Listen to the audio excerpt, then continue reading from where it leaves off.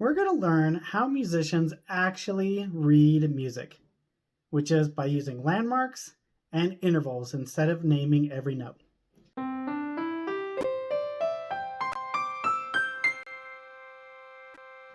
Today we'll cover the two most common intervals you'll ever see, same notes and neighbor notes. So just a quick reminder of what we're talking about. Intervals are the distance between two notes. We measure intervals by counting how far we move from the starting note to the next note. So the start and the end are included. Let's start with the easiest interval of all time, unison, which means no interval at all. It's when you play the same note again. There's no vertical distance between these notes on the staff. This actually happens more often than you think. For example, the interval between the first two notes of Happy Birthday, Happy Birthday, those first two notes are unison, they're the same. The next interval is the smallest that we have, which is moving from one letter name to the next. If it touches the next line or the next space, if it's on a line, it's a neighbor note. I like to think of it as its next door neighbor, and that's actually an official term, a neighbor note, or a second. A second always changes to the next letter name. This also gives it its name because from end to end it covers two note names. A second can be in either direction, up or down. The same way a staircase can take you up or down. So it's important to know which way you are headed. Continuing on with the Happy Birthday example, the following two notes are seconds. Let's take this to the piano. As always, we'll break things into small steps. First, we're going to say the interval without playing them on the piano. And I also want to simplify the names of the intervals so it's easy to say. So we're going to replace unison with same, and we'll replace second with step.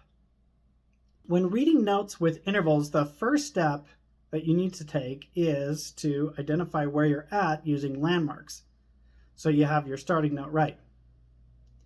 So if you have a note on the third space of the treble clef, C, the next note is on the line below where you're going down a second.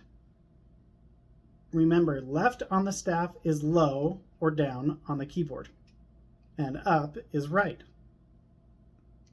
If you notice, we played this note without knowing its name, and this is the magic of reading with intervals.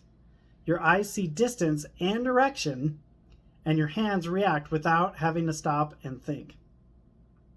If we take that same note and we go down a step again, we play this note. Now, let's go ahead and read a whole line.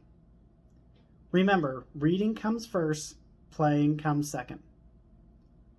So let's say the starting note. I'll give you a hint, it's a face note. And now we'll say the interval to the next note. Again, same if it's unison, step up or step down if it's a second. We start on the second space of face, which makes it an A. Same, down a step, up a step, same, down a step, up a step. Now let's play it on the piano.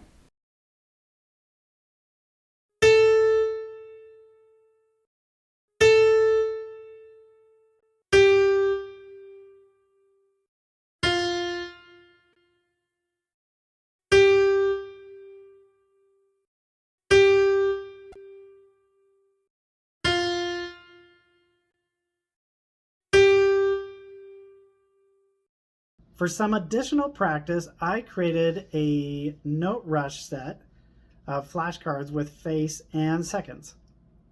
While it's not a melody, it will get you used to using landmarks and seconds to find your note. Well, there you go. We did it. We learned the most common intervals in music.